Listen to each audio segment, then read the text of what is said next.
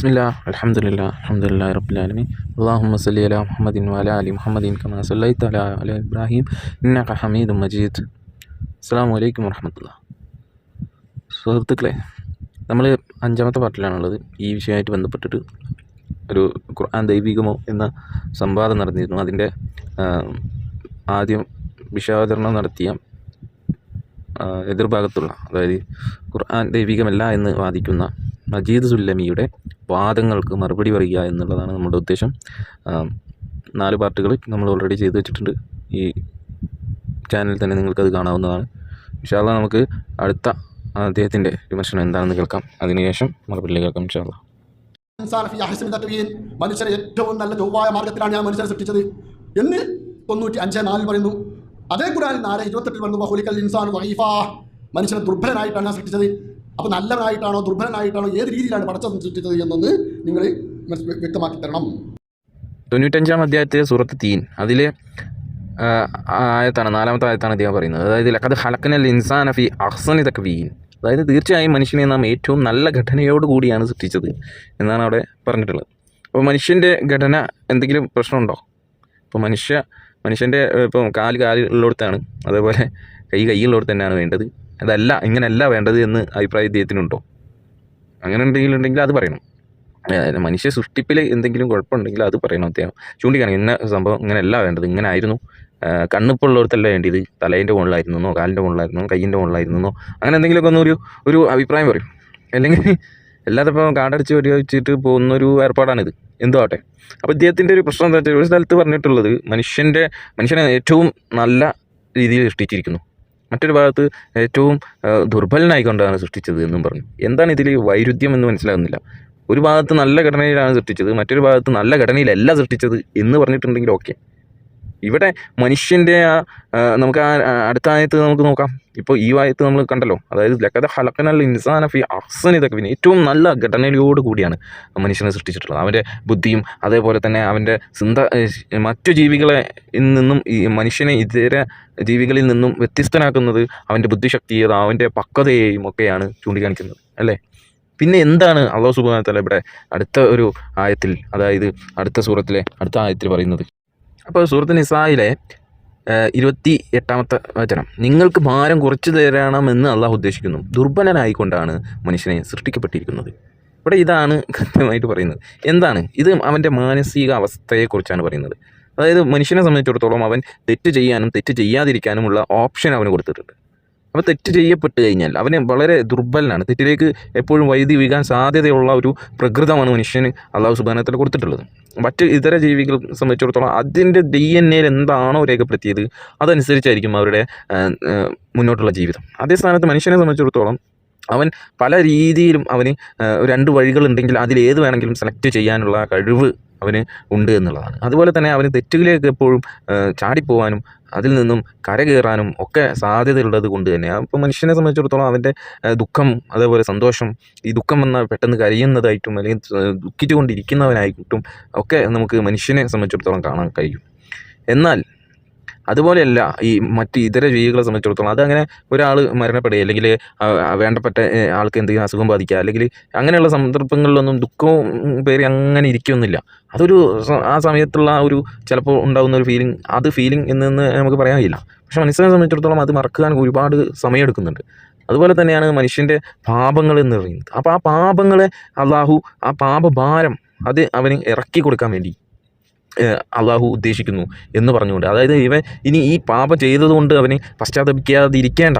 അള്ളാഹു അവനെ സംബന്ധിച്ചിടത്തോളം അവൻ കാരുണ്യവാനാണ്. നിങ്ങൾ ഏത് തെറ്റ് ചെയ്തിട്ടുണ്ടെങ്കിലും നിങ്ങൾ പശ്ചാത്തപിക്ക് മടങ്ങുക, നിങ്ങൾ ഇസ്ലാമിലേക്ക് മടങ്ങുക എന്ന് ആ ഒരു ഉത്ബോധനം ആ മനുഷ്യന് കൊടുക്കുകയാണ്. ഇനി എനിക്ക് എന്ത് ചെയ്യണമെന്ന് അറിയാതെ അവൻ നിൽക്കേണ്ടതില്ല. ഇനിയുള്ള മുന്നോട്ടുള്ള ജീവിതത്തിൽ അവൻ തെറ്റുകൾ ചെയ്യാതിരിക്കാൻ ശ്രമിക്കുക എന്നുള്ളതിനെ പറ്റി ബോധ്യപ്പെടുത്തി കൊടുക്കുകയാണ് മനുഷ്യന് അവിടെ അല്ലാഹു സുബ്ഹാനഹു വ തആല ചെയ്യുന്നത്. അല്ലാതെ ഇയാൾ പറയുന്ന പോലെ ഒരു സ്ഥലത്ത് മനുഷ്യനെ നല്ല ഘടനയിൽ സൃഷ്ടിച്ചു, മറ്റൊരു സ്ഥലത്ത് തീരെ ഘടനയില്ലാതെ സൃഷ്ടിച്ചു, അങ്ങനെ ഒരു വാക്കേ ഇവിടെ ഇല്ല. വൈരുദ്ധ്യം എന്ന് നിങ്ങൾ പറയുന്നതൊക്കെ ഇതുപോലെയുള്ള ഓരോ കാര്യങ്ങളാണ്. ഇതിനൊക്കെ നമ്മൾ എന്താണ് മറുപടി പറയുന്നത്? ഇതിനൊന്നും മറുപടി അർഹിക്കുന്നില്ല എന്നുള്ള സുല്ലമി എന്ന് ഒരു എന്താ പറയുക, ഒരുപാട് പഠിച്ചിട്ട് കിട്ടുന്ന ഒരു സംഭവമാണ്. ഇദ്ദേഹത്തെ സംബന്ധിച്ചിടത്തോളം എങ്ങനെ എവിടുന്ന് കിട്ടിയെന്നുള്ളത് അള്ളാഹു ആലം. എന്തായാലും നമ്മൾ അതിനെപ്പറ്റി പറയുന്നില്ല. എന്തായാലും ഇതാണ് ഈ വിഷയത്തിൽ പറയാനുള്ളത്. എന്തായാലും അടുത്തത് എന്താണ് ഇദ്ദേഹം പറയുന്നത് എന്ന് കൂടി കേൾക്കാം. ആവർത്തനത്തിൻ്റെ കഥ പറയുകയാണെങ്കിൽ ധാരാളമുണ്ട്. റബ്ബിക്കുമാ തുകദ്ദിബാൻ 72 ഒരു സൂറത്തിൽ 30ഓളം റബ്ബിക്കുമാ തുകദ്ദിബാൻ വെറുതെ ആവർത്തനം. അതുപോലെ മൂസ കഥ, ഈസ കഥ, ദാവൂദിന്റെ കഥ, അനവധി നബിമാരെ കഴിഞ്ഞു പോയ ഒരുപാട് നബിമാരുടെ കഥ. ആ കഥയിൽ വല്ല പൊരുളുമുണ്ടോ? ഞാൻ അന്വേഷിച്ച് നോക്കി, ഒരു കഥയിലും ഒരു കഥയില്ല. കഥ പൂർണ്ണമല്ല, കഥ ആയിരുന്നില്ല. കഥ പൂർണ്ണമാവണമെങ്കിൽ ഇഞ്ചിയിൽ പിന്നെ ബൈബിൾ നോക്കണം. ബൈബിളിൽ നിന്ന് മാത്രമേ ഏതൊരു കഥയും പൂർണ്ണമാവുള്ളൂ. ഖുർആനിൽ നിന്ന് ഒരു കഥയും പൂർണ്ണമാവുന്നില്ല. അതാണ്. അപ്പോൾ ഒരു ഖുർആൻ ദൈവികമല്ല എന്നുള്ളതിന് അദ്ദേഹം അടുത്തതായിട്ട് കണ്ടുപിടിച്ചതാണിത്. അതായത് സൂറത്ത് റഹ്മാനിൽ 30 മുകളിൽ, അതായത് 78 വചനങ്ങളുള്ള സൂറത്തിൽ 30 വചനങ്ങൾക്ക് മുകളിൽ, അതായത് 30, 31, 32 വചനങ്ങളോളം റിപ്പീറ്റ് ചെയ്യുന്നുണ്ട്. അത് ഖുർആൻ ദൈവികമല്ല എന്നുള്ളതിന് തെളിവാണോ? ഇനിയിപ്പോൾ ഖുർആനിലുള്ള എല്ലാ സൂറത്തിലും ഈ ഒരു സൂറത്തിൽ 10 ആയത്തുണ്ട് വിചാരിക്കാം, അതിലൊരു 5 ആയത്ത് റിപ്പീറ്റഡ് ആണെന്ന് വിചാരിക്കാം. അത് ദൈവികമല്ല എന്നുള്ളതിന് തെളിവാണോ? എന്താലേ ഒരു കാര്യം നമ്മൾ പറയുമ്പോൾ അതിനൊരു പരിശോധിക്കണ്ടേ, ഇത് ഞാൻ പറയുന്നത് എത്രത്തോളം ശരിയാണ് എന്നുള്ളത്. നമ്മളൊരു വിമർശനം ഉന്നയിക്കുമ്പോൾ അത് എത്രത്തോളം ആ ആളുകൾക്ക് അത് എഫക്റ്റ് ആവുന്നുണ്ട് എന്നെങ്കിലും ഒന്ന് ചിന്തിക്കണ്ടേ, അല്ലേ? നിങ്ങളൊന്ന് ആലോചിച്ച് നോക്കിയേ. അപ്പോൾ എന്തായാലും റിപ്പീറ്റ് ചെയ്യുന്നുണ്ട് എന്നുള്ളതാണ് ഇദ്ദേഹത്തിൻ്റെ പ്രശ്നം. അതായത് ഇവിടെ മനുഷ്യനും അതേപോലെ ബാക്കി ഇതരമായ ബാക്കിയുള്ള ജിന്നുകളെ പോലെയുള്ള സൃഷ്ടികളെയും ഒക്കെ എടുത്തു പറഞ്ഞുകൊണ്ട്, മനുഷ്യന് അള്ളാഹു നൽകിയ ഓരോ കാര്യങ്ങളും എടുത്തു പറഞ്ഞുകൊണ്ട് അവരോട് ചോദിക്കുകയാണ്, അപ്പോൾ നിങ്ങളുടെ രക്ഷിതാവ് നിങ്ങൾക്ക് തന്ന ഈ അനുഗ്രഹങ്ങളുണ്ടല്ലോ, അതിൽ ഏത് ഒന്നിനെയാണ് നിങ്ങൾ നിഷേധിക്കുന്നത് എന്ന ചോദ്യം റിപ്പീറ്റ് ചെയ്യുന്നതിൽ എന്താണ് ഇദ്ദേഹത്തിൻ്റെ കുഴപ്പം എന്ന് മനസ്സിലാകുന്നില്ല. ഏറ്റവും സുന്ദരമായ രീതിയിൽ പാരായണം ചെയ്യാൻ കഴിയുന്ന ഒരു സൂറത്ത് കൂടിയാണ് സൂറത്ത് റഹ്മാൻ. അള്ളാഹുവിൻ്റെ കാരുണ്യത്തെയാണ് സൂറത്ത് റഹ്മാൻ എന്നുള്ളത് കൊണ്ട് തന്നെ ഉദ്ദേശിക്കുന്നത്. അതിൽ അള്ളാഹു നമുക്ക് തന്ന നിഅമത്തുകൾ, അതായത് അനുഗ്രഹങ്ങൾ എടുത്തു പറഞ്ഞുകൊണ്ടാണ് ആ സൂറത്തിലെ ഒരുപാട് ആയത്തുകളുള്ളത്. അതിൽ അള്ളാഹു ചോദിക്കുകയാണ്, എന്താണ് ഞാൻ നിങ്ങൾക്ക് തന്നിട്ടുള്ള ഏതൊന്നിനെയാണ് നിങ്ങൾ നിഷേധിക്കുന്നത്? അത് ആവർത്തിച്ച് ചോദിച്ചു എന്നുള്ളത് നിങ്ങൾ ചിന്തിക്കാൻ വേണ്ടിയിട്ടുള്ള ആവർത്തനമാണ് അവിടെ. നിങ്ങളൊന്ന് ചിന്തിച്ച് നോക്കൂ എന്നുള്ളതാണ് അവിടെ അള്ളാഹു സുബ്ഹാനഹു വ തആല നിങ്ങളെ ആവശ്യപ്പെടുന്നത്. അതിൻ്റെ തഫ്സീറുകളൊക്കെ എടുത്തു നോക്കി കഴിഞ്ഞാൽ നമുക്ക് കൃത്യമായിട്ട് ആ വിഷയം കാണാൻ കഴിയും. അപ്പോൾ ഇതാണ് ഈ വിഷയത്തിൽ പറയാം. അടുത്തത് കഥകളെക്കുറിച്ചാണ്, ചരിത്രങ്ങളെക്കുറിച്ചാണ് ഇദ്ദേഹത്തിൻ്റെ പ്രശ്നം. അപ്പോൾ ചരിത്രങ്ങളൊക്കെ പൂർണ്ണമാകണമെങ്കിൽ ഖുർആൻ മാത്രം പോരാ, ബൈബിളിൽ നിന്ന് എടുക്കണമെന്നാണ് അദ്ദേഹം പറയുന്നത്. ആദ്യമായിട്ട് മനസ്സിലാക്കേണ്ടത്, ഖുർആൻ ഒരു ചരിത്ര ഗ്രന്ഥമല്ല, അല്ലെങ്കിൽ ഒരു ശാസ്ത്ര ഗ്രന്ഥമല്ല. ഒരു ചരിത്രം പറഞ്ഞിട്ട് അത് മുഴുവനായിട്ട് അങ്ങ് പറഞ്ഞു തീർക്കണമെന്ന ഒരു വാശിയും ഖുർആനെ സംബന്ധിച്ചിടത്തോളം ഇല്ല എന്നുള്ളതാണ്.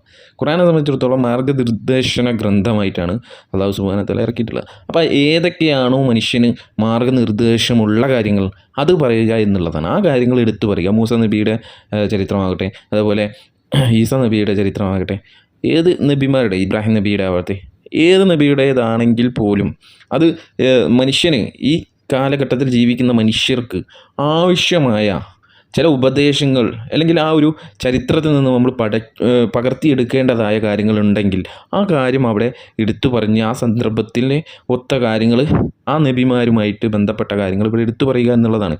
ആ നബിമാരെക്കുറിച്ചുള്ള കാര്യങ്ങൾ പറഞ്ഞു തരിക, അല്ലെങ്കിൽ ആ കാലത്ത് ജീവിച്ച ആളുകളെ പറ്റി പറഞ്ഞു തരിക എന്നുള്ളത് മാത്രമാണ് ഖുർആനെ സംബന്ധിച്ചിടത്തോളം അവിടെ ചെയ്യുന്നത് എന്നുള്ളതാണ്. അല്ലാതെ ബൈബിളിൽ നിന്ന് അത് പൂർത്തിയാക്കണം ഒരു നിർബന്ധവും നമ്മളെ സംബന്ധിച്ചിടത്തോളം ഇല്ല. ആ ചരിത്രം പൂർണ്ണമായിട്ട് നമുക്ക് കിട്ടണം ഒരു നിർബന്ധ ബുദ്ധിയോ, എന്നാലേ ഇതൊരു ദൈവിക ഗ്രന്ഥമാകൂ എന്നുള്ളത് എവിടെ നിന്നും ഈ ഇത് നിങ്ങൾക്ക് കിട്ടി?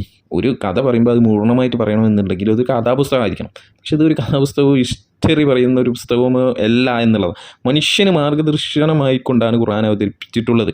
ആ ഖുർആനിലെ സൂറത്ത് ബഖറയിലും അനേകം ആയത്തുകളിൽ കൃത്യമായിട്ട് തന്നെ അല്ലാഹു സുബ്ഹാനഹു വ തആല പറയുന്നുണ്ട്. അപ്പം അതിന് കൃത്യമായിട്ടുള്ള സന്ദർഭങ്ങൾ ഏതൊക്കെയാണോ ആ നബിമാരുടെ ജീവിതത്തിൽ നിന്നും അത് നമുക്ക് പറഞ്ഞു തരിക എന്നുള്ളത് മാത്രമാണ് ഖുർആൻ ചെയ്യുന്നത്. ഈ ഖുർആനിലൊരു കഥ പൂർത്തിയാക്കിയില്ല എന്നുള്ളത് കൊണ്ട് എങ്ങനെ ദൈവിക ഗ്രന്ഥമല്ല എന്നുള്ളതിന് ഇദ്ദേഹത്തിന് തെളിവാവുക? ആദ്യം ഞാൻ ചോദിച്ച അതേ ചോദ്യം തന്നെ റിപ്പീറ്റ് ചെയ്യാണ്. റിപ്പീറ്റ് ചെയ്തു എന്നുള്ളത് കൊണ്ട് അതെങ്ങനെ ദൈവിക ഗ്രന്ഥമല്ലാതിരിക്കുക? റിപ്പീറ്റ് ചെയ്തില്ല എന്നുള്ളത് കൊണ്ടും ദൈവിക ഗ്രന്ഥം ആകാതിരിക്കുക ഇല്ല.